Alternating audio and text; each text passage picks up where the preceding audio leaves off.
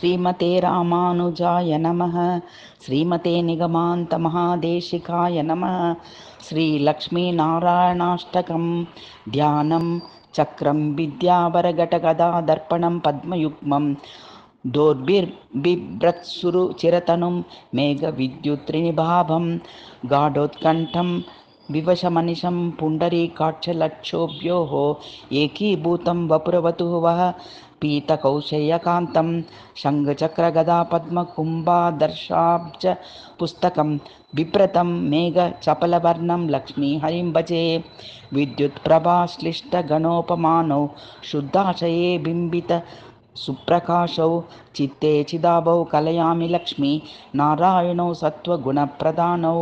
स्तोत्रं लोकोद्भवस्ते मलेश्वराभ्यां शोकोरुदीनस्थितिनाशकाभ्यां नित्यं युवाभ्यां नतिरस्तु लक्ष्मी नारायणाभ्यां जगतः पितृभ्यां सम्पत्सुखनन्दविधायकाभ्यां भक्तावनानारतदीक्षिताभ्यां नित्यं युवाभ्यां नतिरस्तु लक्ष्मी नारायणाभ्यां जगतः पितृभ्यां दृष्टोपकारे गुरुतां च पञ्च विंशावतारान् सरसं ददभ्यां नित्यं युवाभ्यां नतिरस्तु लक्ष्मी नारायणाभ्यां जगतः पितृभ्यां क्षीराम्बुराश्यादि विराट्भवाभ्यां नारं सदा पालयितुं पराभ्यां नित्यं युवाभ्यां नतिरस्तु लक्ष्मी नारायणाभ्यां जगतः पितृभ्यां दारिद्र्यदुःखस्थितिधारकाभ्याम् अघैव दूरीकृतदुर्गतिभ्यां नित्यं युवाभ्यां नतिरस्तु लक्ष्मी